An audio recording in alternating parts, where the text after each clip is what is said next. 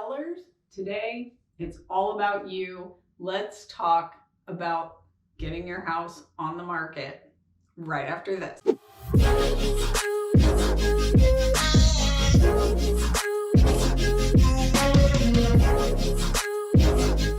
Hi, I'm Rhonda with Comey and Shepherd Realtors here in Cincinnati, Ohio.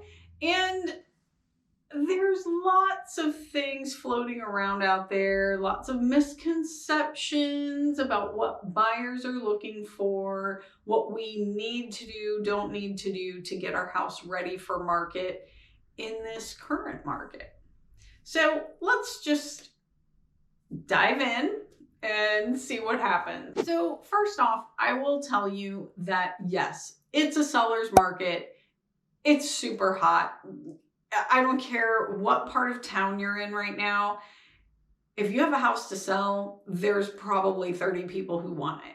We are in a very, very deep seller's market and have been for quite some time.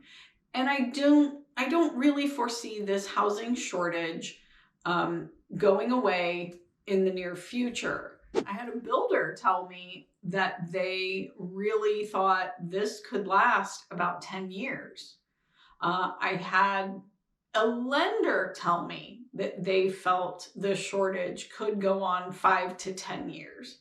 So what does that mean? Well, sellers, it depends on which price point you're in, but I guess the first thing to consider before you list your house is, do you have to buy a house? Are you looking to buy something in the Cincinnati area, or are you going to a spot that's even hotter? Because I've had folks I've spoken with who, were looking at building in Nashville or buying a resale in North Carolina, trying to find something in Florida. And if you think we have it bad, it can get way worse there. So I think the first thing, sellers, make sure that you have a contingency plan before you list your house.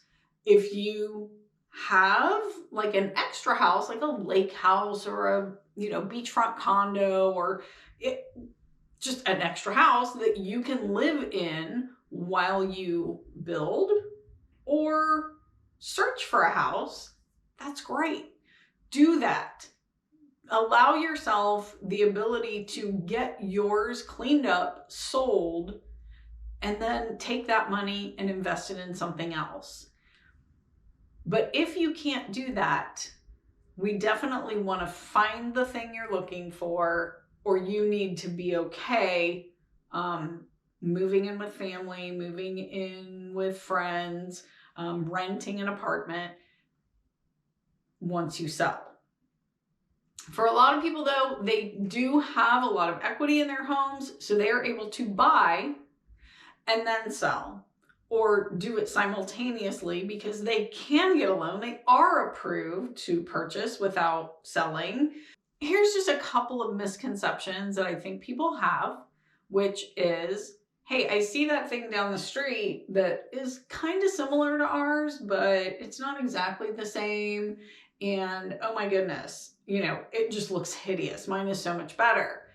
Well, it may be better, but you have to think about how buyers are going to perceive it. Because if that one down there it had more land or an extra garage space or a more private yard, had a swimming pool, any of those types of things, that house may actually sell for more just based on those types of things. Your home could be worth more to certain people if it's just clean or updated. So it's not super easy. It really depends on who the buyer is and what they are seeing, what else they've seen on the market. So the other thing that I want to talk about in regards to price is if we know that one down there went pending at a certain price, how long did it take to go pending?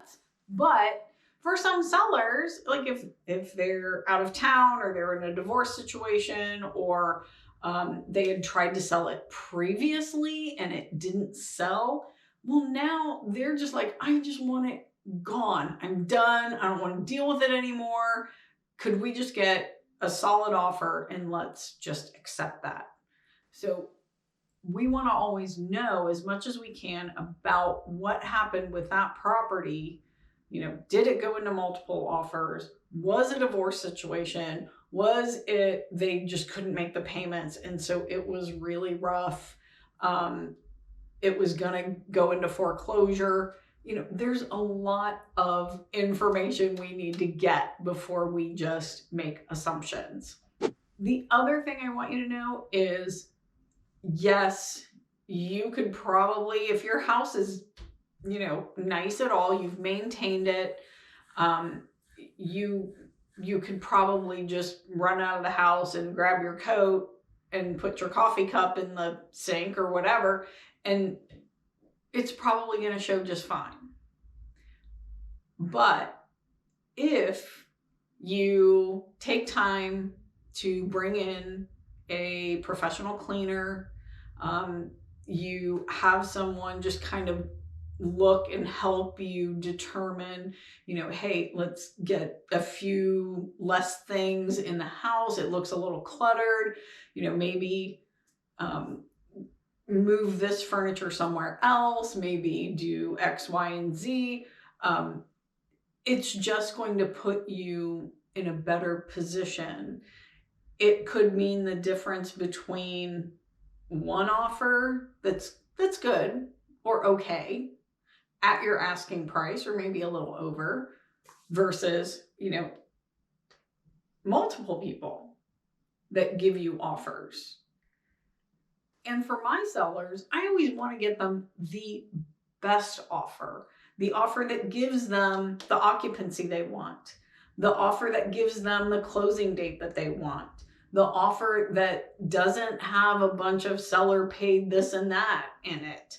Maybe it has limited inspections. Maybe these people are willing to cover any appraisal gap or cover a portion of the appraisal gap. That's what I'm looking for. Now, obviously, you as a seller are going to have your own list of things that are really important to you. And as your agent, I would obviously just want to know what those things were so that we can be on the same page. But just because an agent comes in and says, if I were going to list this house, I would list it at this price, that may or may not mean that you won't get offers up over and above that. So sellers, I think I've, given you plenty to chew on. I hope that if you have questions, you will reach out. Also feel free to comment below and like, share, and subscribe. And we'll see you next time.